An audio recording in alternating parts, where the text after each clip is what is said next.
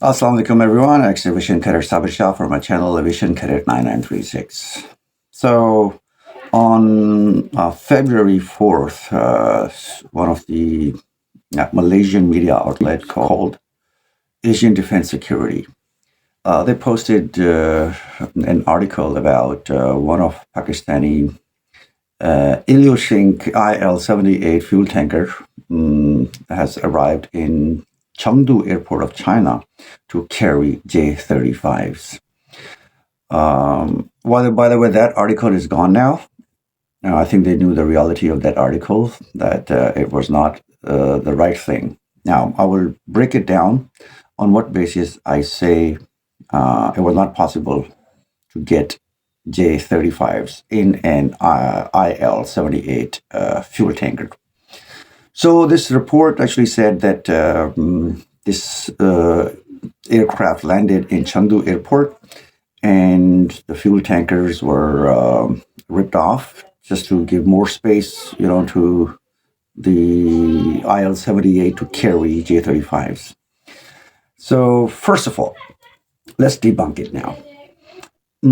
J-35 is a very big aircraft. Okay, how many can you carry on an IL-78? First thing. Second thing, the destination, the place is not right because J-35 is produced in the city where I live, and that's Shenyang. And Shenyang from Chengdu is far away. So how would they transport these J-35s from Shenyang to Chengdu first? Why in Chengdu airport? Why to carry these things from Chengdu airport? While Shenyang airport is one of the biggest airports in China too. So any IL-78 can land here, can take off from here. There's no problem with that one. So on the basis of that one, this was not right. So that's why I think probably after posting this article, they knew it was not right, so they removed it. But even I posted a video on 29th of February on my Shorts channel. Air Force IL-78 tanker aircraft was spotted at an airfield in China's Sichuan province on January 19th to 20th, signaling a temporary logistics stop rather than a routine flight. Photographs show the tankers, including one with registration R11-003, on the ground near support vehicles and personnel, with cargo handling underway. The IL-78 is used for aerial refueling and strategic transport, and Pakistan typically deploys it only for high-priority missions. Observers suggest the aircraft may have carried PL-15E long-range missiles or YJ-21E hypersonic anti-ship weapons. This movement highlights growing military cooperation between Pakistan and China, including joint exercises, arms transfers, and strategic air operations. Sichuan's air bases host PLAAF logistics, testing, and missile units, making them a key hub for such high... So my video said that Pakistan is going to get PL-16s, and that's why this plane landed, and it took PL-15s from 16s, which is the newest version of PL-15 because China has stopped producing PL-15s anymore, and they're producing now PL-16s with better characteristics. In some other video, we'll talk about that. So now the thing is, okay, if not for J-35, then what? Then probably people would speculate that probably it came for JL-16, the PL-16 missiles. Well, that's also not right because missiles are very sophisticated item, inventory, and it shouldn't be carried in this kind of a fuel tanker. Okay, it's not that stable to carry that sophisticated inventory. So we can totally rule out that no missiles were taken in that one. Now, the third thing comes, probably it came for the spare parts of J-10Cs or even carry the J-10Cs. Well, J-10Cs now are not manufactured in Chengdu anymore. They have been transferred to Guizhou Aeronautical Complex of China. So all the things like even the avionics, the electronics, and the assembly of this aircraft is done in Guizhou, not in Chengdu. And again, Guizhou and Chengdu, their difference, the distance is a lot. So there's no way that they were gonna carry J-10Cs or even the spare parts of J-10Cs. Now, because Pakistan has only 36 J-10Cs and they're brand new, just 2 or 3 years in service. And the spare parts used, which could be damaged, could be the wheels, maybe the braking supply, the assembly. These small things, for that you don't need an IL-78 type of carrier to bring it back to Pakistan. That's also not plausible. So the question comes, then why was this big aircraft in China? And why did it come? So I will quote the open source again, as I already have the disclaimer on my channel that I don't represent Pakistan Air Force or any of the defense institutions of Pakistan. I'm just a volunteer. I'm a person who is just killing my own time as well and trying to give people the correct information about Pakistan Air Force and misconceptions about Pakistan and China. So this is my basic aim. So the open source in China, the defense news, Chinese defense news, and you know how censorship works here in this part of the world. So any news that is public, that has been verified, that has been checked by the authorities, and then that piece of news, even in social media, gets the chance to being shown to the public. So this whole main source, the source of my news is the Open Media Defense News Network from China. So, if you see my previous video in which I have claimed about J-35s, that Pakistan will get the J-35s in 2026 this year. And by the way, that news is also confirmed by Chinese media outlets that 20 of the J-35s Pakistan is going to get this year. They are not prepared on the basis of emergency, of urgency. No. As I said previously as well, that J-10C and PL-15E combination to fulfill Pakistan's need is more than enough. Why? Because our only rival that has a bigger air force is India. And India does not have fifth generation aircrafts. Their indigenous fifth generation aircraft is still on paper. There's no prototype, there's nothing, no engine mentioned, nothing. So Pakistan is not in urgency because right now, whatever India has, Pakistan has the countermeasures for that. And we have shown that on May 7th. People believe it or don't believe it, it's up to them. But that's why it has been 8 years in China and India has not commenced Operation Chengdu. We call it Operation Vidva, Operation Widow, because a lot of widows were made in that country. Unfortunately, war is a bad thing. But that's just what happens once two nuclear power countries get into a war. So India doesn't have fifth generation aircraft till the time, and their only hope is Su-57, which is not a stealth aircraft, or F-35s, and that has a lot of restrictions on that one. That would come with a package. So that's why Pakistan is not in urgency to get J-35s. I also added in that video about the Russian RD-93 engines, and I gave out a kind of alternate for that.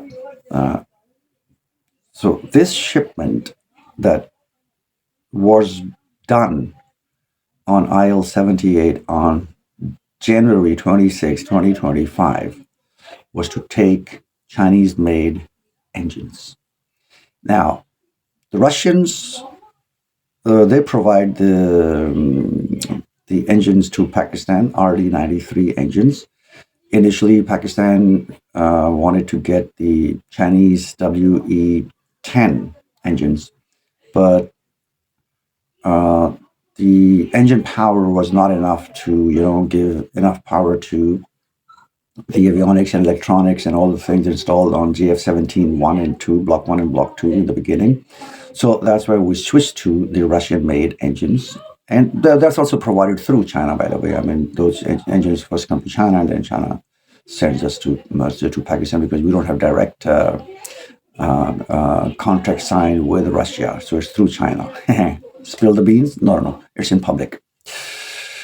So Pakistan not refused. If you have a better engine, of course you're going to go for that. And China has no problems with that because China and Russia are also tactical friends, strategic friends with each other. And that's how, we scratch each other's back. But during all these years, like JF-17's first prototype was in 2002 and all the way to 2026. In 24 years, what China has done regarding the engines, so their new engine, W13E, is the one that was carried on this IL-78. Now, why? Why not? Why was this so secretively done? It was not not a secret.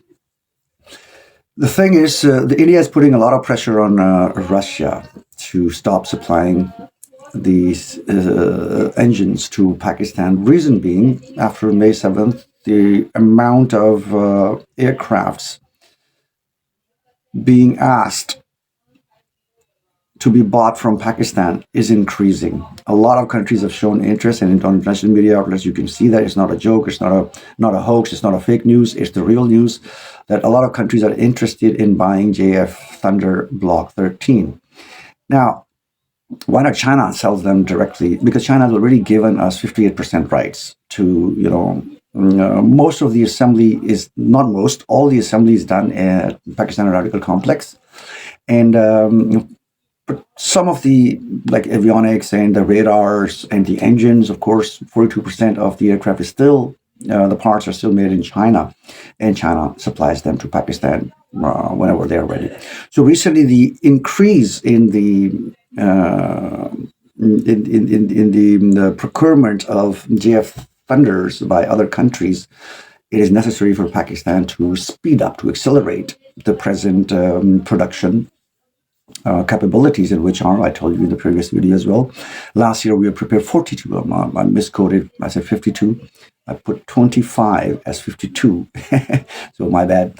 It's 42 aircrafts last year we produced with whatever engines Russia has already supplied us, and how many are in the backup. Well, these are the numbers which no one can know, even I can't know. But of course, there's always a backup. Even if you do online, not online, if you do business, people who do business, especially of the let's say the car business. Okay, if you're buying a brand new car from Germany or from anywhere else, they give you the backup, enough backup for a year, for 2 years, for 3 years. It's up to you. How long can you sign that one up for? And then they give you the tech support as well. If that thing has to be replaced and Pakistani engineers don't know how to do that, of course, the German car companies would give you that as well. That comes with the package. So it's the same thing. So how many engines do we have from Russia? We still don't know, but that's more than enough.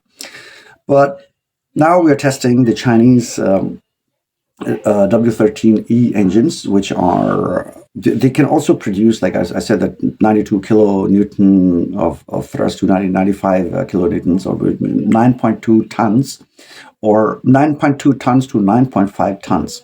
And previously, the Russian RD-93, they are 8.5 tons of thrust they can produce. So China has improved the engine power and the thrust.